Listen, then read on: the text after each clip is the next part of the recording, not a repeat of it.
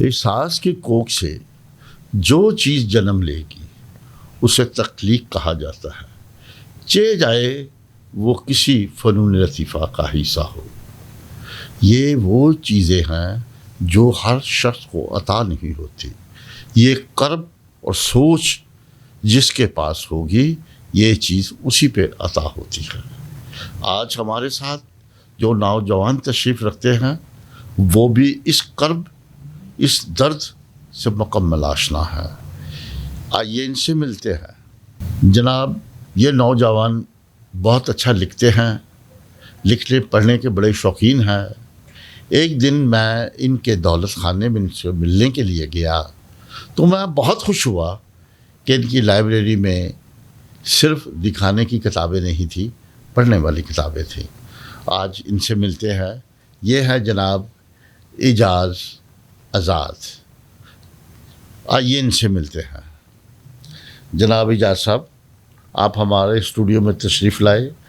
بہت شکریہ جی اس پرویلیج کا کہ میں اس چینل پہ آ سکوں، آپ سے بات چیت کر سکوں۔ آپ نے انگریزی میں کتابیں لکھی، لیکن جب میں آپ کو دولت خانے گیا وہاں منٹو، کرشن چندر، رجندر سنگھ بیدی کا گرہن، بہت سالہ کتابیں تھیں۔ آپ نے پنجابی اردو میں کیوں نہیں لکھا؟ چونکہ انگریزی زبان کا لکھنے کا مقصد صرف یہ تھا کہ جن مضامین پر میں بات کرنا چاہ رہا تھا میرے پاس زیادہ سپورٹ انگریزی زبان کی تھی۔ اچھا۔ اور وہ مضامین اور وہ عنوان بھی بنیادی طور پر انگلش ہی سے وابستہ تھے۔ تدریسی خداوندی کا معلوم ہے، یعنی کہ آپ پڑھاتے ہیں خداوند کے نام کو، جلال ہے۔ ہمیں خوشی ہے کہ ہمارے نوجوان خداوند کی مہربانی سے اپنا درس دوسری قوموں کو بتاتے ہیں کہ ہم کیا کرنے والے ہیں، ہمارا زندہ خدا کیا چاہتا ہے۔ اس طرف آپ کیسے راغب ہوئے؟ یہ خداوند کا ایک منصوبہ تھا جو میری زندگی میں تھا، اور یہ 2 فیز پر تھا۔ ایک فیز میں مجھے پتہ چلا کہ میں نے اس پلان کو انڈرسٹینڈ کرنا ہے، اس کو اپنی زندگی کا حصہ بنانا ہے، اور پھر اس پلان کا بنیادی مقصد یہ تھا کہ کسی فرد واحد کے لیے نہیں ہے، یہ دوسروں کی تدریس کے لیے، دوسروں کے سمجھنے کے لیے، دوسروں کے طرز زندگی کا حصہ بننے کے لیے سب سے اہم جز بنے۔ واہ واہ، طرز زندگی بہت ضروری ہے جی۔ ایک معلم کے پاس یہی 1 میٹر ہوتا ہے کہ انسان کی زندگی کو تبدیل کر دے۔ اب آپ نے انگریزی میں جو کتابیں لکھی ہیں ہمارے ناظرین کو دکھائیں گے۔ میں نے ایک کتاب لکھی جس کا عنوان D constructing the problematics of پاک یو ایس ریلیشن آفٹر 9/11۔ یہ بیسکلی میرا ایک ریسرچ ورک ہے جو میں نے ایم فل میں کیا، اور یہ ایم فل انٹرنیشنل ریلیشنز میں ہے۔ اس میں نے بتایا کہ پاکستان اور امریکہ کے جو تعلقات ہیں، جو بہت دفعہ زیر بحث رہتے ہیں، بہت دفعہ شکوک کی نظر سے بھی دیکھا جاتا ہے، اس میں نے بتایا کہ جو ڈی کنسٹرکشن ہوئی، ڈی کنسٹرکشن اصل میں ایک فلسافیکل ٹرم ہے جو جیکوس ڈیریڈا نے انٹروڈیوس کی۔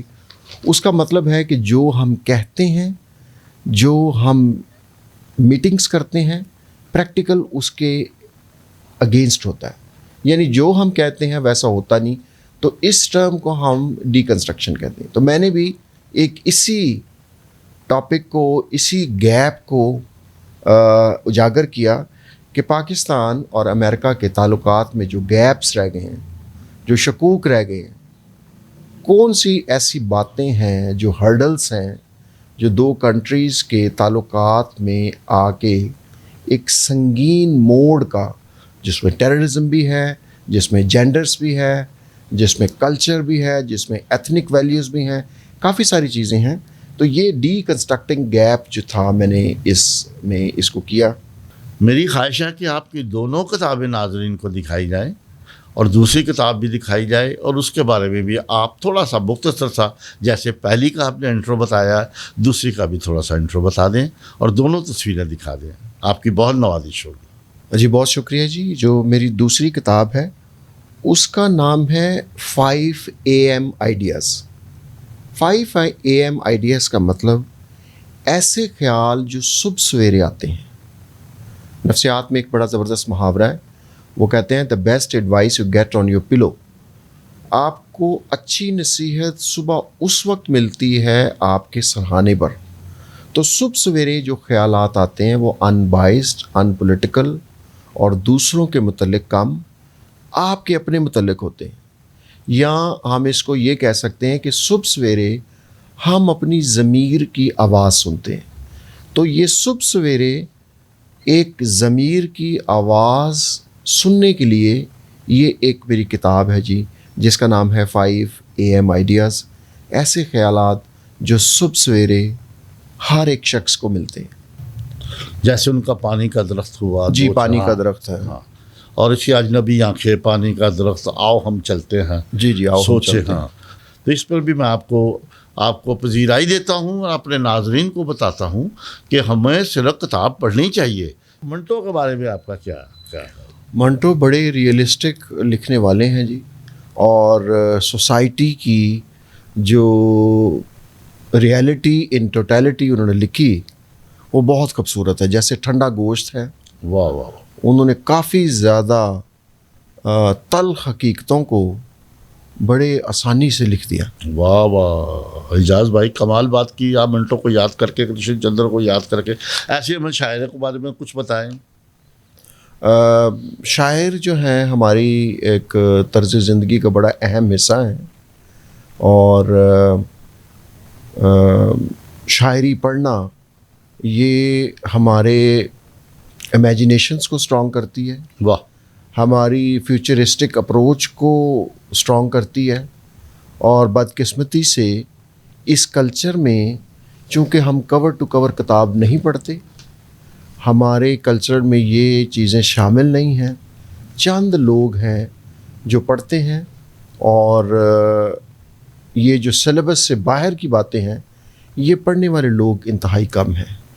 شاعروں کا ہماری اس کلچر میں، طرز زندگی میں بہت اہم کردار ہے.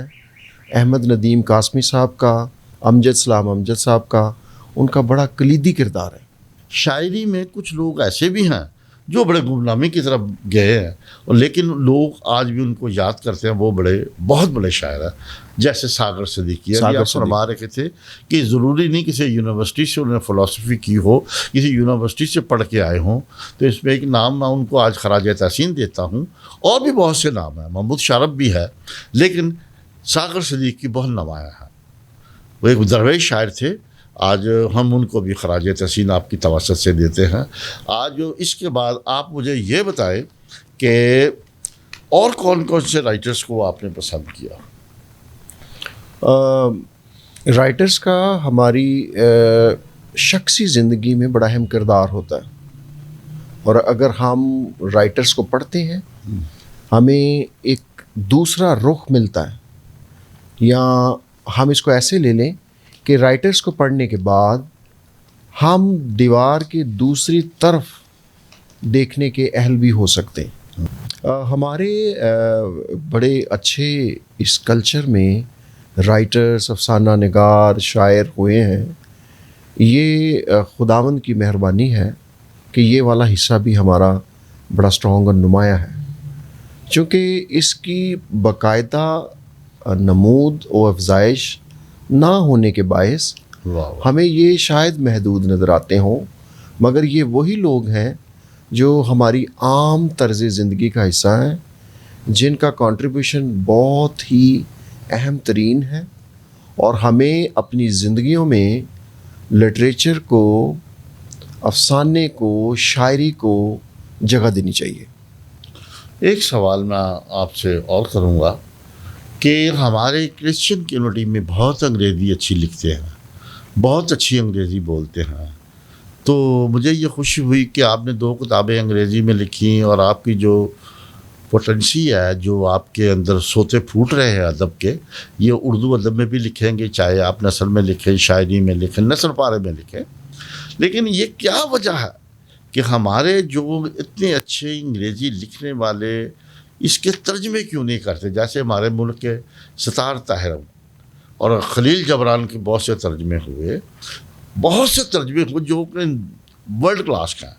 میکسم گورکی کا ترجمہ کیا لوگوں نے، پھر شیکسپیئرس کو لوگوں نے لیا. اس میں ہمارا بہت زیادہ فقدان ہے. اس کے بارے میں کوئی اپنی رائے دے، بڑی مثبت رائے ہوگی آپ کی. جی، یہ جتنے بھی شاعر آپ نے نام لیے، ان کے تراجم کیوں نہیں اس سوسائٹی میں آئے، یا اس مقدار یا قوت کے ساتھ لوگوں کے درمیان کیوں نہیں آ سکے اس کلچر میں؟ میرے خیال میں کہ سب سے پہلے ہمیں اس کلچر میں، اس ثقافت میں، اس طرز زندگی میں جو رائٹرز نے لکھا اس کی اہمیت کو ان کی زندگی میں لے کے آنے کی ضرورت ہے. چونکہ لوگ ابھی جو آج کے نوجوان ہیں وہ بہت سے رائٹرز کو جانتے ہی نہیں ہیں. میں آپ کی تواسط سے آپ کا بھی شکریہ ادا کرتا ہوں کہ آپ نے ڈاکٹر افضال فردوس، جو میرے دوست بھی ہیں، میرے بہت بڑے اسکالر ہیں، میں ان کو بھی یاد کرتا ہوں، اور آپ ان کو پذیرائی دی. میرے ناظرین بھی دیکھتے ہیں اور سنتے ہوں گے اور خوش ہوں گے. اب ہمارے پاکستان کے جو ڈرامہ رائٹرز ہیں، ڈرامہ افسانہ نگار ہیں، ان کے چند نام بھی بتا دیں تاکہ لوگ یہ نہ کہیں کہ انہوں نے صرف محدود بات کی، پاکستان کے کرسچن کمیونٹی کی بات نہیں کی. جی، ہمارے ہاں ڈرامہ رائٹرز بڑے اچھے ہیں جی. امجد اسلام امجد، جو انہوں نے بڑے اچھے ڈرامے لکھے اور ان کی تحریر بڑی قابل ذکر ہیں. نہیں، میں کرسچن کی بات کی ہے اعجاز صاحب.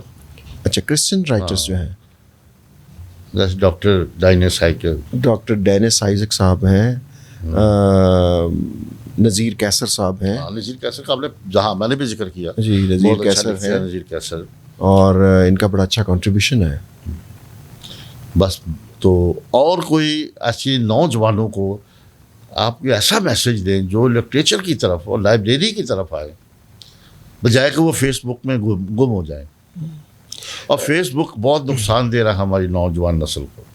جی، نوجوانوں کے لیے میرا ایک یہ پیغام ہے، جیسے ہر نوجوان کا، چاہے وہ لڑکا ہے یا لڑکی ہے، ان کے مائنڈ میں ہے کہ مجھے مثال کے طور پہ اسکائی بلو کلر پسند ہے، کسی کو پنک پسند ہے، کسی کو ایپل فون پسند ہے.